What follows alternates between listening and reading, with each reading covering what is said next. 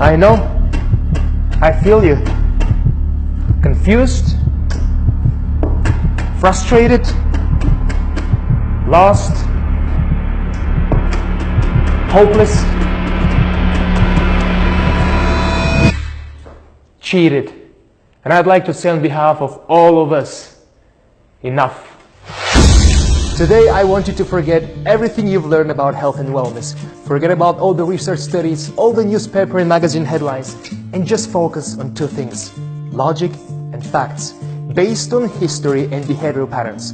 Focus on what makes sense, and by the time you finish watching this video, your views will change.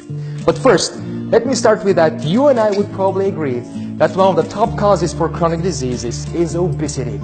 So let's go back in history and dig a little bit further to see what really caused the obesity epidemic.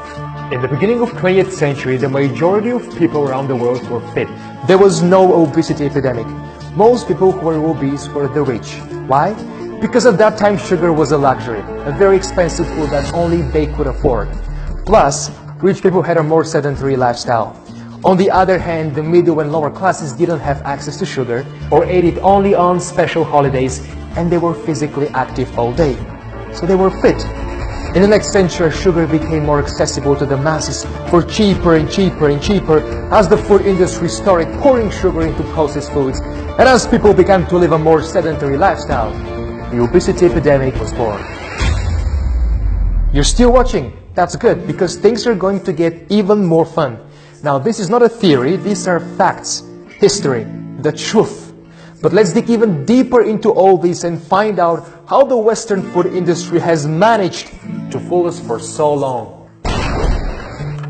Brussels sprouts, apple, pepper, eggplant, grass-fed meat, ginger, celery, carrots, artichoke, onion, fish, asparagus, quinoa, grapes and cheese.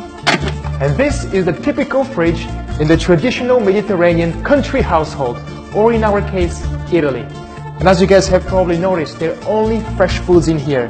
Nothing processed, nothing refined, no artificially added ingredients. And as you guys know, Italians are fit, and they do eat pizza and pasta very often.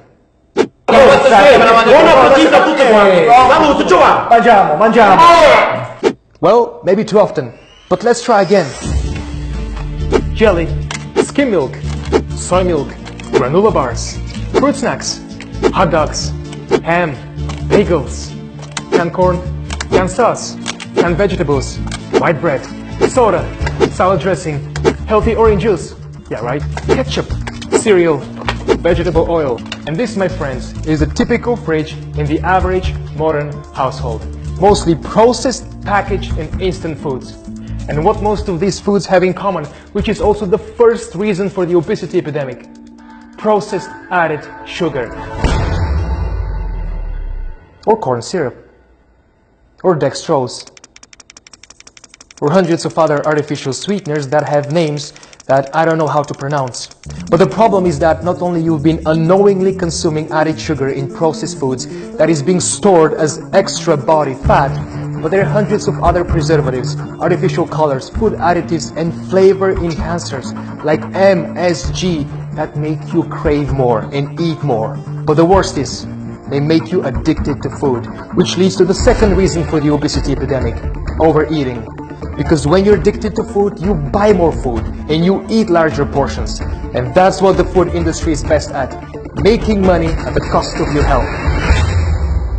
Now, we don't need numerous scientific studies to prove that, because history and the people are the biggest proof. So what can you do about all this? Number one, cut all processed, refined, and instant foods out of your diet, no exception, and start cooking meals from fresh, whole food ingredients.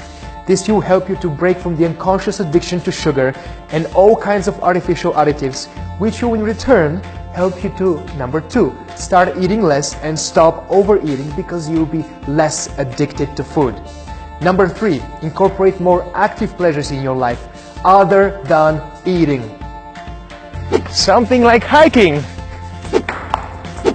or playing ping pong, or biking. This will help you stay active and take your mind away from food.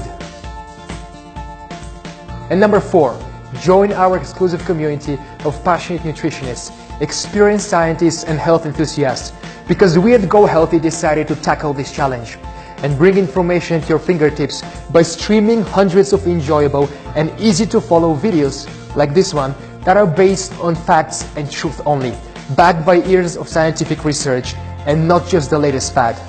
So today we'd like to invite you to become a part of the revolution, because we want to fight this fight with you and make this world a brighter and more honest place.